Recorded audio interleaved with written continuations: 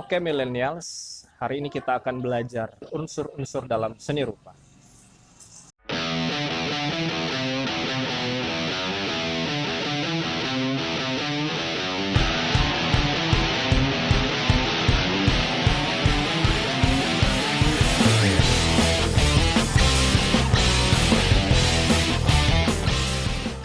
Baik millennials, pada pembelajaran kali ini kita akan memakai buku ini ya.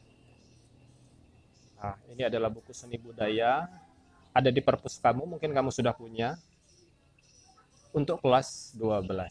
Langsung saja, sekarang kita masuk ke unsur-unsur seni rupa. Pada abad 20, berkembang pemikiran bahwa sebuah karya seni rupa itu mengandung bentuk makna. Banyak para ahli atau seniman-seniman dahulu yang mendukung pemikiran ini ya. Berikut adalah teori dari unsur-unsur seni rupa. Nah, sebelum kita masuk ke unsur-unsur, kita bahas dulu maksudnya unsur itu apa sih? Unsur itu adalah pembentuk ya atau bahan-bahan. Kalau makanan itu komposisinya apa gitu loh. Misal kamu ingin membuat kangkung gitu, berarti bahan-bahannya ada kangkung, ada garam, ada bawang, ada air, ada minyak, dan lain-lain seperti itu.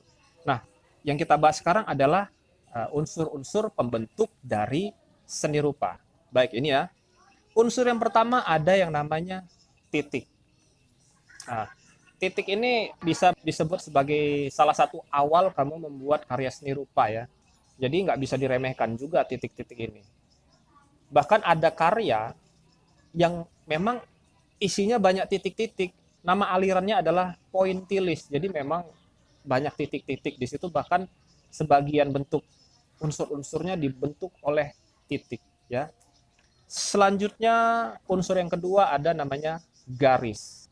Apa definisi dari garis? Kalau secara teori garis itu adalah titik-titik yang dibariskan ya, dibariskan secara rapat, maka dia akan membentuk suatu garis.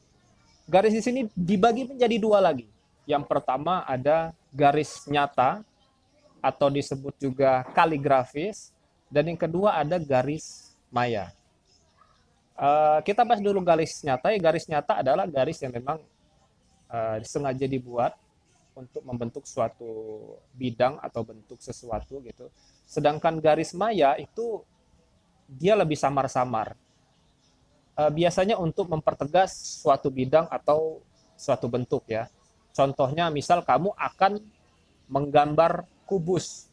Nah, kamu lihat di situ kalau kubus itu kan biasanya ada garis-garis yang nyatanya ya, dan di belakangnya biasanya sering dibentuk garis putus-putus ya seperti itu untuk menandakan kalau di situ ada bagian di situ ya.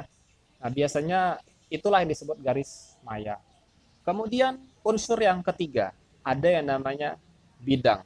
Nah, bidang adalah garis-garis yang bertemu. Bentuknya seperti apa? Bentuknya biasanya sifatnya geometris. Contohnya ada trapesium, ada segitiga, ada bentuk segi empat. Seperti itulah bentuknya bidang. Yang keempat, unsur seni rupa yang selanjutnya adalah bentuk. Apa itu bentuk? Mirip bidang, cuma bedanya kalau bidang itu ukurannya ada panjang dan lebar. Nah, kalau bentuk itu ditambah satu lagi volume. Jadi 3 ukurannya. Panjang, lebar, dan volume. Nah, bentuknya apa?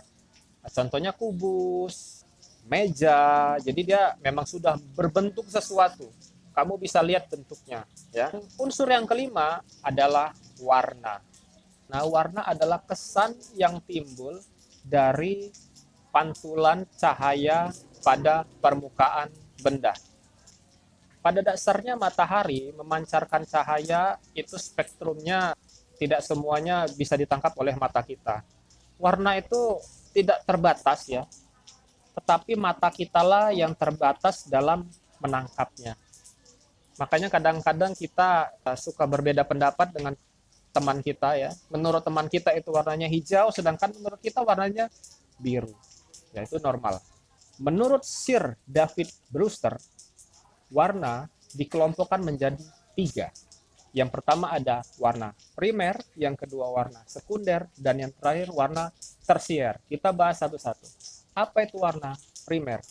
Warna primer ada tiga, kuning, merah, dan biru. Itu adalah warna dasar ya. Jadi awal mula dari seluruh warna adalah kuning, merah, biru atau warna primer. Nah, warna primer yang disatukan, digabungkan, itu akan membentuk yang namanya warna sekunder. Contohnya warna oranye. Warna oranye adalah penggabungan dari warna merah dan warna kuning. Nah, warna primer dan sekunder yang disatukan disebut warna tersier. Contohnya ungu, hijau pupus, dan lain-lain. Nah, sekarang kita akan membahas penggunaan warna dalam seni rupa. Kita golongkan menjadi tiga. Yang pertama ada naturalis, penggunaan warna naturalis. Yang kedua ada penggunaan warna simbolis. Yang terakhir adalah penggunaan warna murni. Kita bahas dulu yang penggunaan warna naturalis. Penggunaan warna naturalis maksudnya adalah warna ini harus sama persis dengan objeknya di dunia nyata. Contohnya warna daun itu warna hijau, warna tanah itu coklat, warna air laut itu biru, warna awan itu putih, atau bisa juga biru. Seperti itu. Jadi harus sama persis dengan objek aslinya. Yang kedua ada warna simbolis. Warna simbolis ini adalah warna yang memiliki arti tertentu atau memiliki warna tertentu. Contohnya, warna merah itu berani, warna putih itu suci, seperti itu. Selanjutnya ada warna murni. Maksudnya warna murni ini warna yang digunakan sebagai media ekspresi saja ya. Tidak ada maknanya kadang-kadang malah ya. Contohnya kamu menggambar rumah. Rumah ini kamu pengen dindingnya kamu warnai kuning. Ya nggak ada artinya, pengen biar bagus aja gitu. Terus pintunya berwarna putih misalnya. Ya tidak ada artinya gitu loh. Biar rumah itu terlihat bagus saja menurut kamu ya. Itu adalah tiga hal penggunaan warna. Nah, hujannya semakin deras, semoga aja suaranya masih jelas ya, nggak terganggu. Selanjutnya masih dari unsur-unsur seni rupa. Yang keenam ada yang namanya tekstur.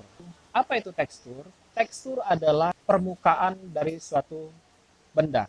Rasa dari permukaan suatu benda. Contohnya kalau kamu memegang gelas dari kaca, itu bagaimana rasanya? Rasanya halus gitu kan, dingin ya. Berbeda dengan rasanya kamu memegang permukaan dari batu. Nah, batu mungkin akan lebih kasar dan keras gitu ya. Unsur selanjutnya ada namanya volume. Pada dasarnya semua benda memiliki yang namanya dimensi dan memiliki volume atau kepadatan. Nah, kalau di dalam lukisan sama seperti tekstur tadi, gimana nih caranya volume ini bisa tampak? Itu dari pengalaman dan kreativitas kamu juga ya.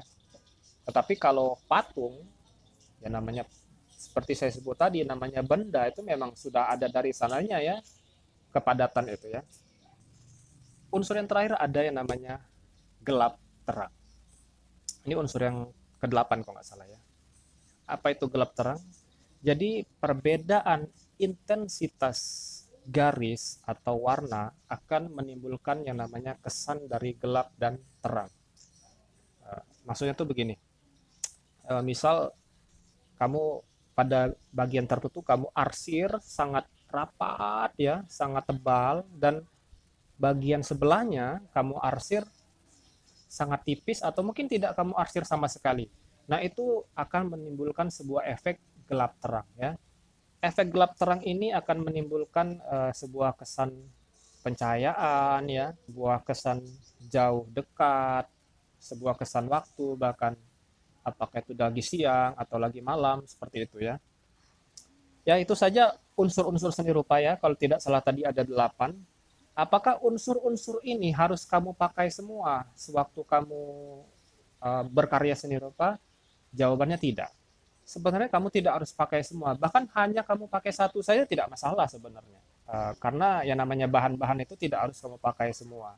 seperlunya kamu, sesuai imajinasi kamu, sesuai dengan keperluan gambar kamu. Jadi tidak harus semuanya. Mau pakai semuanya juga nggak apa-apa juga sebenarnya. Kira-kira sampai sini dulu pembelajaran kita hari ini. Jika ada kekurangan dalam konten ini, saya mohon maaf ya. Kamu bisa berikan kritik dan saran kamu di komen, atau mungkin ada saran untuk pembelajaran kita agar jadi lebih baik, bisa kamu komen di bawah ya. Sekian saya akhiri. Assalamualaikum warahmatullahi wabarakatuh. Salam seni.